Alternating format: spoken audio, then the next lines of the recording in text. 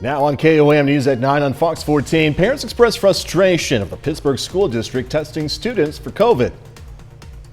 President Biden is in Georgia pushing for voting rights legislation and is backing changing Senate rules to get something done.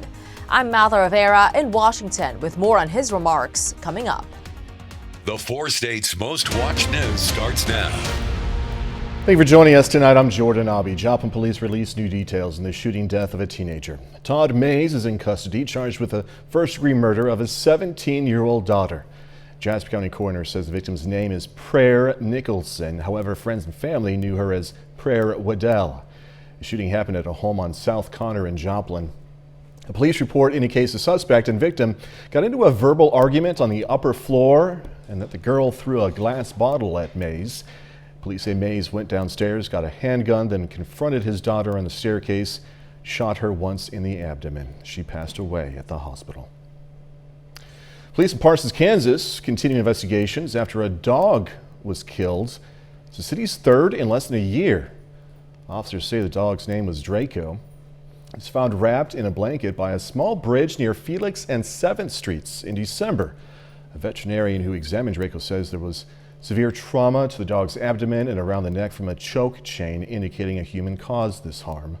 Police say this is the third dog in Parsons killed and the fourth to be attacked. Police say a dog named Blue was shot and killed. Then another named Zeus was shot but survived. Then on December 3rd, the dog of a Parsons police officer, Ranger, was found killed. A $34,000 reward is being offered in that case. However, authorities say no leads have come of it, which makes them think it's the work of a lone suspect. Parsons police are encouraging all dog owners in the meantime in the city to keep an eye out on those pets while those pets are outside. Authorities charge a woman with attempted murder for stabbing her boyfriend in Arma, Kansas on Saturday. Officers were called to the 700 block of South 4th Street by a man claiming to have been stabbed by his girlfriend, Kristen Kramer. When officers arrived, they found a man with multiple stab wounds from a kitchen knife. He survived. Police arrested Kramer at the scene. She's been charged with second-degree attempted murder and aggravated battery. Meteorologist Doug Heddy joining us now. Good day overall, some sunshine. Yeah, it turned out to be a pretty good Tuesday for us today. Temperatures not bad. Most of us went into the upper 50s for highs. Chilly start, 29 above our average high of 44 for this time of the year. We do have some clouds sneaking in, so partly cloudy skies tonight, partly cloudy skies for us tomorrow, but our weather is going to stay very consistent over the next couple days. Most of us mid to upper 40s right now. Southerly winds kind of keeping our temperatures up just a little bit. So we'll drop back to about 36, 45 by 9, 52 by noon. High temp right around 56. So very similar to what we did see today. Some snow chances in the forecast. We're going to look at that here in a bit. Doug, thank you so much. Several local school districts are moving to virtual learning because of increasing COVID cases. The Carthage School District, Grove School District, and Miami School District all doing virtual learning for the rest of this week. Neosho School District is canceling school altogether for the rest of this week. Meanwhile, Webb City school officials and officials over in McDonald County say they're monitoring infection rates, but at school learning is still happening at the school for now. Pittsburgh State is re-implementing its mask mandates on campus. Classes at the university start up again next week, but the mandate is back in place as of today. Officials say the recent surge of COVID-19 cases in Crawford County is the reason for this change. Under the mandate, all faculty, staff, students, and visitors are required to wear a mask while indoors on campus, regardless of vaccination status. Long lines of cars filled the parking lot of Pittsburgh Community Middle School as students with close contact of a COVID-19 positive person waited to be tested. KOAM's Bronte Sorotsky spoke with a parent about the long lines she says she experienced and explains how the district's test to stay policy works. The parking lot of Pittsburgh Community Middle School has been more full than usual lately. It's not just middle school students and staff, rather families from all of USD 250. So we got the call on Friday a little after lunch that she was going to have to be tested until the 14th for the next 10 days or she was to stay home. And on Friday, Since it was after lunch, we drove around here. There was already a line. I was like, what's the point? You know, the day's almost over. So Friday we didn't get tested. It's part of Pittsburgh School's Test to Stay program, where students who were a close contact and want to attend school will need to be tested at the school's testing site. But parents like Rochelle Molina say it's been a challenge. They open at 6:30. I got here at 6:35 this morning. There was already 4 lines, so I knew it was going to be an hour and a half plus. And I have 3 other kids to get ready for USD 250, so I was like, there is no way. We reached out to the school district for comment, but said they were too busy and directed us to a Board of Education meeting from Monday. The other piece is because of the amount of testing that's out there, other entities in our community are either stopped testing and have only went by appointments only, or have run out of tests. And so the only place for some of our families to get tested now is with us. Molina says as a working parent, she doesn't have the time to wait in line that long. Parents, missing 2 hours, work time just standing in this line doesn't make much sense either. There aren't too many other options, as the school is not accepting at-home tests as proof. Thank goodness for at-home tests, but we have already seen false positives and false negatives off of at-home test. They are not near as accurate as the antigen test that we are given, and certainly not as accurate as the PCR, which is why we are verifying. The school district says currently their testing site is overwhelmed, as parents say wait times exceed 2 hours. In Pittsburgh, Bronte Sorotsky, KOAM News. It's important to note the testing site at the middle school is not a public testing site. It is only for Pittsburgh School District students and staff. Insurance companies are going to start covering those costs of COVID-19 at-home tests as Omicron cases put a strain on hospitals nationwide. Fox News correspondent Jonathan Seary has more now from Atlanta. COVID-19 hospitalizations have hit record levels, according to new data released by the U.S. Department of Health and Human Services. More than 145,000 people are in the hospital across the country, a number that has doubled from 2 weeks ago. Several states, including Massachusetts, are now deploying the National Guard to help overwhelmed hospital staff. There's no question at this point in time that staffing remains an enormous challenge for many of these providers. This activation will alleviate some of the pressure in those places. Starting this weekend, insurance companies and health plans will be required to cover the cost for at-home COVID-19 tests. Under the plan, Americans will be able to get 8 at-home testing kits for free under their insurance. The federal government will also launch a website later this month to begin making 500 million at-home COVID-19 tests available by mail. The at-home tests will be crucial for school districts that are currently open for in-person learning. We want to be really clear that schools are our top priority for access to these over-the-counter tests. Meanwhile, students in Chicago will return to the classroom Wednesday after the teachers union struck a deal on COVID-19 safety. The nation's third largest school district will provide KN95 masks to all students and staff, and additional health screening will be conducted through the end of the school year. Pfizer has announced a vaccine specifically targeting Omicron will become available in March, while cases of the variant continue to spread nationwide. In Atlanta, Jonathan Seary, Fox News. A warning for Americans to avoid visiting our neighbors to the north. Both the CDC and the State Department cautioning Americans who plan to take trips to Canada. The State Department issuing a level 4 do not travel advisory alongside the CDC's designation of Canada as a level 4 very high risk country. This due to an increase of COVID-19 cases from the spread of the Omicron variant. President Biden was in Georgia today to rally support for voting rights legislation, which remains stalled in Congress. The president now says he's supporting changing Senate rules to pass elections reforms. Fox News correspondent Madeline Rivera is in D.C. with more details on the president's trip. President Biden is using the bully pulpit of his office to call for the passage of new voting rights legislation.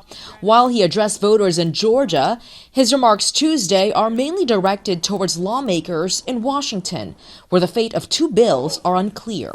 Today, we call on Congress to get done what history will judge. Pass the Freedom to Vote Act.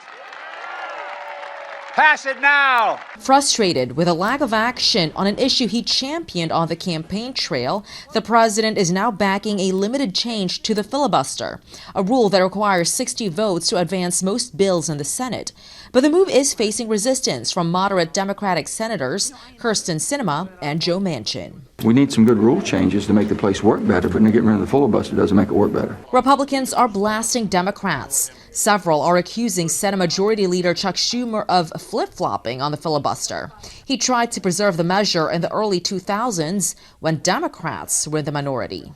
Fast forward to now, and these same Democratic leaders are the ones that are now singing a far different tune. At least 19 states have passed voting reform laws since the 2020 election, Georgia among them. Our bill makes it easy to vote and hard to cheat. Senator Schumer is setting next Monday, Martin Luther King Day, as the deadline to either pass voting legislation or consider whether to change the filibuster rules. In Washington, Mallory Rivera, Fox News. KOAM News at 9 on Fox 14 takes this time now to honor another four-state hero. Everett Franklin served in the U.S. Navy from 1952 to 60. We are proud to thank and salute Everett Franklin, a native of Yates Center, Kansas. He's tonight's four-state hero. Doug Heddy's next with a complete look at the forecast, and a bit later, it's playoff time for those KC Chiefs. Going to hear from head coach Andy Reid on the team's playoff opener against the Steelers in sports.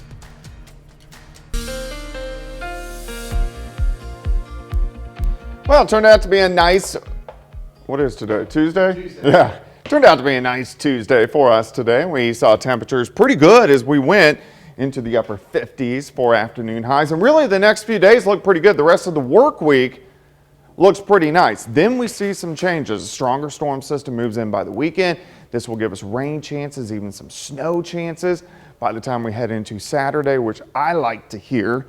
I like to see a little bit of snow. Also turns much colder. Of course, you can get my long-range forecast on my month-long blog, KOAMnewsnow.com. Look at our highs. Most of us upper 50s during the afternoon, which is pretty good. We've dropped off a bit. It's not awful. We're mid to upper 40s. We'll drop back to mid 30s a little bit later on tonight.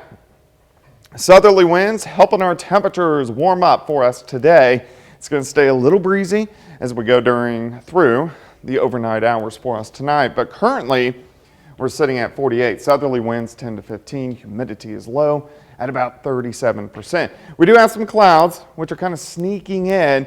So we'll call it partly cloudy skies tonight, partly cloudy skies for us tomorrow. Weak little wave sliding across the northern parts of the plains. Have a weak little wave moving into western parts of Montana. You can see our jet stream moves just like this. So these systems follow the jet stream. So this will slide to our northeast. Farther out toward the west, we have this system, and this is going to be the one that will start to affect us by the time we head into Friday night and also on Saturday. But until then, we look pretty good. Mid-30s tonight. We warm into the mid to upper 50s again tomorrow. Very similar to what we saw today. 36 to start, 52 by noon. High temp right around 56. Southerly winds at about 5 to 15, so a little bit on the breezy side. Tomorrow night, partly cloudy skies, back into the mid-30s for overnight lows. And then as we go into Thursday, partly sunny. We get a wave sliding to our northeast, right back up into the mid-50s for highs. And then our winds switch back around out of the south by the time we head into Friday morning. Here's where it gets interesting. Storm system will drop right through central parts of Kansas. So here's Friday evening, a little bit of rain. We'll try to push in Friday night, mixed with a little bit of wet snow by Saturday morning. Heaviest snow will stay to our east, but we should get a band of light snow, which works through during the daytime hours on Saturday. So this is something we got to watch. Now, could even get some accumulations. The best shot for accumulations to our east. Most of us, a good shot that we're going to get some light accumulations. The farther west you work, those accumulations will start to decrease just a bit. But something to watch over the next few days. 56 tomorrow, 55 Thursday, 48 on Friday. And then we drop through the 30s on Saturday with that rain snow mix. So enjoy the 50s tomorrow and Thursday. Yep. And Tuesday. All right. Doug Heddy, thank you. Coming up, transplanting something from an animal into a human. It's the first successful surgery of its kind as doctors transplant a pig heart into a human. I'm Kevin Cork with a look at the medical breakthrough, and that's coming right up. There's more evidence that olive oil is a good ingredient for your health. Scientists say consuming a half tablespoon of olive oil or more per day may lower the risk of death from heart disease, cancer, and neurodegenerative diseases. The decades-long study in the Journal of the American College of Cardiology found replacing butter, mayonnaise, or dairy fat with olive oil could have similar benefits. A medical breakthrough is providing a glimmer of hope for thousands of people needing organ transplants. Fox News correspondent Kevin Cork has more on a historic operation where a pig's heart is transplanted into a human. It's being hailed as a medical miracle. Doctors at the University of Maryland School of Medicine have taken a pig heart and successfully transplanted it into a human for the first time. My dad was on his deathbed. The patient at the center of this groundbreaking procedure, 57-year-old David Bennett. Doctors say the Maryland handyman was too ill to qualify for a human heart, adding that this emergency surgery was the final effort to save his life. This patient was given an opportunity for this experimental transplant with the idea in mind that we didn't know what the outcome might be. Previous attempts at putting a pig heart into a human were not successful, with those patients' bodies quickly rejecting the animal organ. But the pig heart used in Bennett's surgery was genetically altered to prevent those complications. And so far, doctors on Monday say Bennett is still faring well, days after his 7-hour surgery on Friday, adding that he has a long way to go, but his condition is giving them hope. Transplants like this could soon become the norm. He realizes the magnitude of what was done, and talking with him, I've never in my life heard or seen my dad cry. Medical advances like these are coming at a very good time, with more than 3,800 people undergoing heart transplants in the U.S. last year alone, a record number in the midst of organ shortages. I'm Kevin Cork, Fox News. Amazing. Still ahead, a newly understood connection in language. A new study on how dogs recognize speech. I'm Matt Finn. Coming up, if your own dog can understand you. Dog lovers, listen up. A new study finds your canine can tell what language you're speaking. Fox News correspondent Matt Finn explains. Turns out man's best friend can actually understand what man is saying. Well, sort of. Researchers in Budapest, Hungary took 18 dogs, some from Spanish-speaking homes and others that spoke Hungarian. Each dog was hooked up to a brain scanner while hearing portions of the popular book The Little Prince, which was played in Spanish, Hungarian, and then a version with scrambled audio. We tested how their brain processes the two languages, whether we see any difference in the brain activity patterns between the two. The results were astounding. Researchers saw different levels of brain activity in the dogs when they heard their story in their owner's native language compared to the unfamiliar one. For example, Spanish, some people consider that sounds more as a song. It's a more melodic language. And for example, Hungarian is super steady because of this pattern. So we believe that dogs detect that. The brain scans also detected different activity when the dogs heard the scrambled audio, leading researchers to believe dogs can even distinguish between speech and non-speech. Experts say these results mark a scientific breakthrough. This is the first time that we see in a non-human brain the ability to distinguish between languages. And if you want to try out this test on your own dog, researchers say the older the dog is, the better they'll be at detecting languages. Matt Finn, Fox News. You know what's funny? So they understand what language you're speaking, but they can play dumb too, right? Those of us have dogs, we know that dogs can play dumb. I didn't do that. I didn't chew the pillow. Wasn't me. Next, going to check out some of the odd things confiscated at airports last year. Despite this pandemic, the TSA screened more than 110 million people just in the holiday season alone. TSA shared its annual list of some of the most odd items confiscated from travelers via Twitter. Topping the list we saw earlier was chainsaw confiscated in New Orleans, a meth burrito in Texas, a machete in DC, bear spray in Florida, definitely not a bare necessity, even a gun-themed wine holder. Goodness, yeah, I'm scratching my head too. Now I can understand, some people who carry pocket knives, and especially if you don't fly that often, I can understand forgetting to remove that pocket knife from your pocket, but come on. Chainsaw, machete, meth burrito. 30 more minutes, news, weather, and sports coming away. City of Carthage honoring some local heroes who saved the life of a deputy. Plus, allergy sufferers have a new place to get treatment and guidance, alleviating the season of year-round symptoms. An award ceremony recognized some local heroes who helped save a Jasper County deputy's life. Chris Corbett had a heart attack last November. Tonight, some co-workers at Jasper County Sheriff's Office, some emergency dispatchers, Carthage Fire Department, some workers there, also workers from Mercy McCune Brooks, were honored for recognizing and responding to Corbett's symptoms. You can't, money doesn't pay to save a life, you just need to turn around and do good deeds and, try to pay it back somehow. Whether it's a little token of appreciation, like sending pizza to the, firehouse or something like that. We just need to do something. Members of the Carthage Police Department were also honored for their help. Joplin organization is getting some much needed money for its mission of helping families in crisis. Chick-fil-A announced that Watered Gardens Washington Family Hope Center is going to receive $125,000 as a recipient of a True Inspiration Awards grant.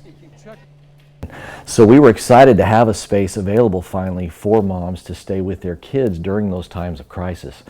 However, by the end of that first month, those 6 family units were full. And it's been mostly full except for a day or two here or there ever since. The Washington Family Hope Center says it's going to use the funds to provide food, shelter, clothing, job counseling, and much more. One thing about allergies, and this is from experience, okay? One thing about allergies, whether they're seasonal or year-round, they're annoying.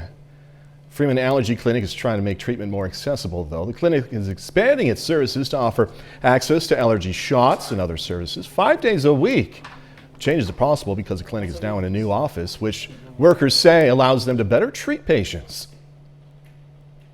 And then as far as other food allergies, such as, milk, egg white, wheat, which, by the way, a true wheat allergy is not the same thing as gluten sensitivity, but we test for that. And then also, of course, peanut, tree nut, almonds, walnut, those kind of things. Freeman Allergy Clinic's new office is located at 702 East 34th Street in Joplin. Kansas Technology Center at Pitt State is known for training some of the best automotive technology students in the world. Every 2 years, the top members of the field take part in the World Skills Automotive Technology Competition. It's a global competition, as the name kind of hints, with more than 60 content areas. And several people who trained at Pitt State have competed. This year's competition in Shanghai, China is going to feature another PSU student, Ian Greger. So the competition is actually decided by the competitors, by the competitors' countries and representatives from each country. And it changes every year. The vehicles we work on change every year. We don't know the vehicles we're going to be working on. Competition in Shanghai is going to take place in October. Well, the director of the CDC and Dr. Anthony Fauci appeared before a Senate committee today as questions mount over how the Biden administration has handled the pandemic. Fox News correspondent Lauren Blanchard is in D.C. with more on what lawmakers had to say. I'm just concerned how badly the response has been. A frustrated Senate committee questioning top administration health officials on the government's COVID response. I don't understand why, after tens of billions of federal dollars being appropriated, this administration has failed to ensure that the Americans have the tests they need. Also, questions over the lack of testing resources. Tests are hard to find, they're costly. And confusing and complicated recommendations by the Centers for Disease Control. I'm sure someone here has Omicron. Are we all exposed? and therefore need to get tested. It is if you are exposed to an individual with known, if you are in a period of 15 minutes at a time or a total of 15 minutes over a 24-hour period in a situation where you come into close contact. The hearing turned personal between frequent critic Senator Rand Paul and Dr. Anthony Fauci. The anger that's developed with you, Dr. Fauci, is that you don't want to give us advice. You want to tell us what to do. Fauci accused Senator Paul of playing politics with the pandemic for fundraising purposes. I would like to make something clear to the committee. He's doing this for political reasons. The White House was asked if the CDC will recommend people use N95 masks. They say until the CDC updates its guidance, a well-fitting mask is the best choice. In Washington, Lauren Blanchard, Fox News. It was also announced today the U.S. government has agreed to purchase an additional 600,000 doses of an investigational monoclonal antibody to be used for the early treatment of COVID, including variants Delta and Omicron. Those additional doses are expected to be delivered throughout the first quarter of 2022. A little bit later, a look at some new coins honoring women and their contributions to this country.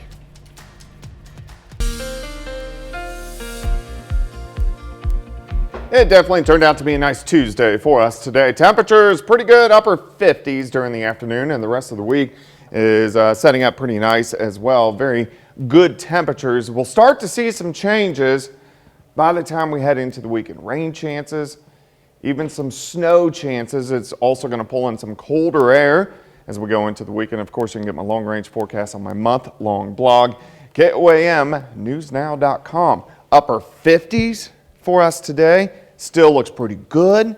We're sitting into the mid to upper 40s. I think we'll drop back mid 30s a little bit later on tonight. Southerly winds kind of helping those temperatures out today, and it's going to stay somewhat breezy once again for us tomorrow. Currently outside, 48. Southerly winds 10 to 15. Humidity is pretty low at about 37%. Not too much going on here. We have some mid and upper level clouds which are increasing, so let's call it partly cloudy skies tonight. Besides that, weak little wave sliding across the southern parts of the plains will not affect us. Let's go west. Weak little wave, which will slide by on Thursday, really won't affect us, but you can see the jet stream. It really lifts all the way up into the Pacific Northwest, and then it kind of sinks down just northeast of us. Very typical, and this is the part of the pattern we are in, but we get these weak little systems. A little stronger one off the coast of the Pacific Northwest. This is the system that will start to affect us by the time we head into the weekend. So let's break it down for you tonight. Mid 30s. Tomorrow, pretty good. Partly sunny, high temps into the mid 50s, upper 50s once again. We'll start at 36, 52 by noon. High temp right around 56. Still a little breezy, southerly winds 5 to 15. Tomorrow night, partly cloudy skies, low to mid 30s again. As we go into Thursday, looks pretty good again. Very consistent, mid 50s for afternoon highs. Now on Friday, a little bit cooler, highs near 50. Here comes our next storm system. It drops in, here's 7:30 p.m. As we go into Friday night, some rain starts to work in. Late Friday night, Saturday morning, colder air draws in. We should switch over to a little bit of light snow, and then a band of light snow should work through as we go through the daytime hours on Saturday. Still a few days away, so we need to continue to watch this, but the best chances for accumulations just to our east. I do think we have a good shot, most of us, for accumulations. A little lower as you work a little bit farther west, but definitely something we want to watch as we go into the weekend. Until then, it looks good. 56 tomorrow, 55 on Thursday. Let's go 48 on Friday. Dropping through the 30s on Saturday, so that means it will be a very wet snow, the snowman type snow, which people like, and then of course stays kind of cold into the weekend. Yeah, it'll be fun to build a snowman. If we get enough. If snow. we get enough. Yeah. Doug, thank you. Yep. Coming up in sports, going to hear from Chiefs head coach Andy Reid on the team's playoff opener against the Steelers. Plus, Webb City aiming for a little revenge against Joplin in their COC conference opener.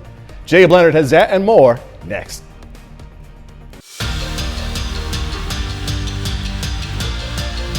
The Missouri Southern Lions are back in action tonight, hitting the road for an MIAA doubleheader against Northeastern State. On the women's side, the Lions are aiming to avoid a third straight loss after falling to Northwest Missouri and Missouri Western last week. Southern leads it all night tonight to win 78-62, 23 points, 7 rebounds, 8 assists tonight for Lacey Stokes. As for the men, they needed a Stan Scott lay-in with about 30 seconds to go, but they do beat the Riverhawks 72-71. Lawson Jenkins leads the Lions with 19 points. Well, Joplin and Webb City met in the Kaminsky Classic Championship over the weekend, and Joplin won an instant classic 55-52 in the final minute to win their home tournament.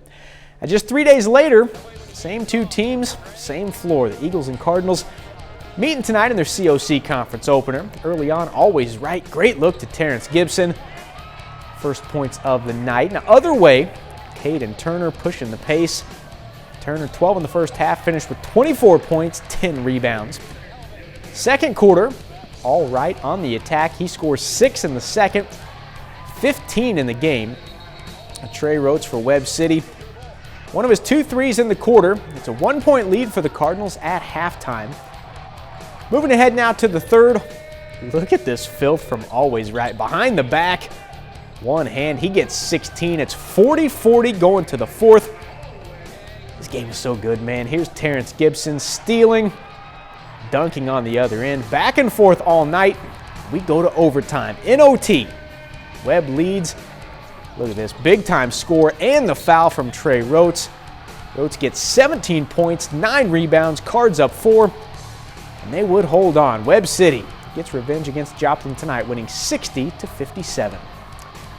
The Georgia Bulldogs won the College Football Playoff National Championship last night in Indy. The Bulldogs beat Alabama 33-18, claiming their first national title since 1980. Despite winning by 15, they had to work for it. Alabama actually took a 5-point lead early in the fourth, but from there, the Bulldogs closed it out. Georgia went on to outscore Bama 20-9 in the final period, including this pick 6 here from Keely Ringo. So now, Bulldogs are national champs for the first time in 41 years.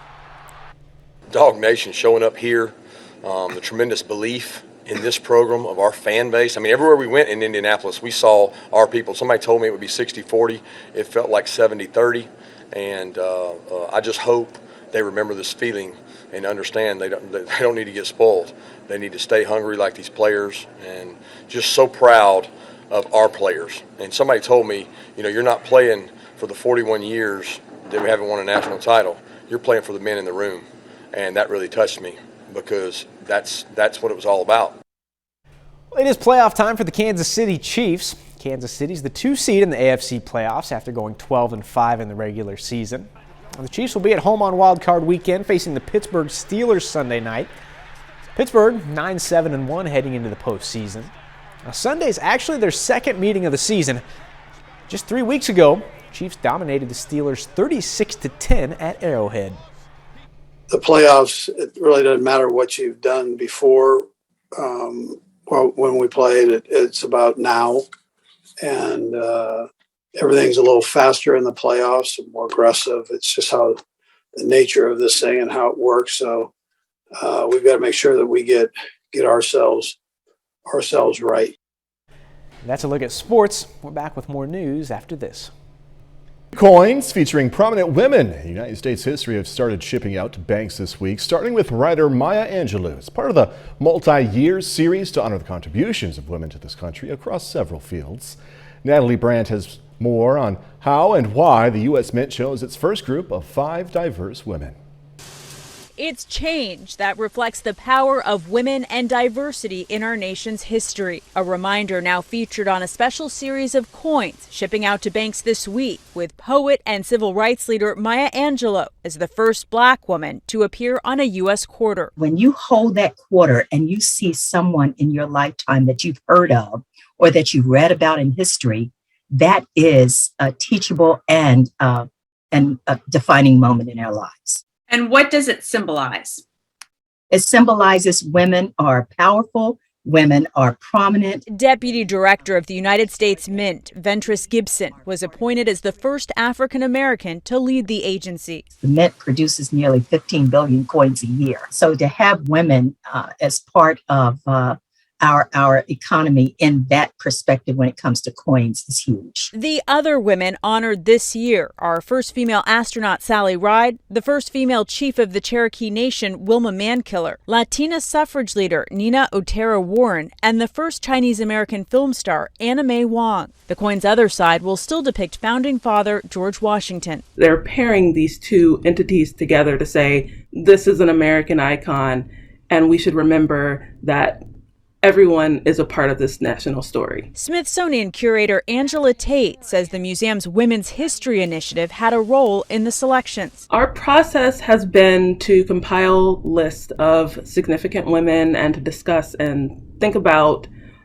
national and international and local impact. This year's 5 honorees are the first as part of a 4-year program approved by Congress to celebrate the contributions of American women across various backgrounds and fields. Coming up, got some updates on what movies have been put on hold, what's been canceled because of this whole ongoing pandemic thing going on. Award shows, productions, and festivals all making changes already this year because of the pandemic. So we're going to take a look at some of the latest COVID-19 updates and cancellations in the Hollywood calendar. Here's Fox's Ashley Dvorkin. Hollywood's 2022 started with cancellations due to the COVID-19 surge and Omicron variant.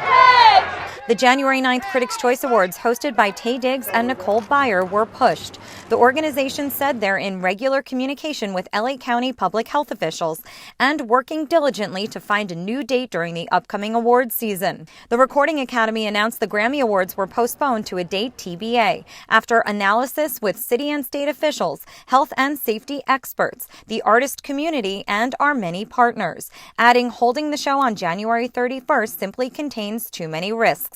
The Sundance Film Festival, starting January 20th, canceled in-person programming. It'll be online only. Would you like to play a game? Red carpets nixed include those for the movie Scream 5 and the HBO Max John Cena-led series Peacemaker. Productions paused due to positive cases include Broadway revival The Music Man with Hugh Jackman, which has since resumed, and late-night shows including James Corden's, which went off the air for a few days. Corden shared he's fully vaccinated, boosted, and because of this, am fortunate enough to say I feel completely fine. Seth Meyers' show went dark for a week after he tested positive, sharing a similar post. Tyler Perry revised on-set protocols according to Deadline, implementing a policy for employees at Zone A of his Atlanta studios. All actors and those working closely with them must be fully vaccinated, including booster for those eligible. The Bat and the Cat. At the box office, movie theaters remain open and big films are still slated for 2022. As the industry starts a new year adapting to more updates and changes. In Hollywood, Ashley Dvorkin, Fox News. That's our time for tonight. Thanks so much for joining us. Going to leave you tonight with video of a robot in California filling staffing shortages at a hotel. Getting off the elevator right there. Hey, be safe. Do this all again tomorrow. See you then.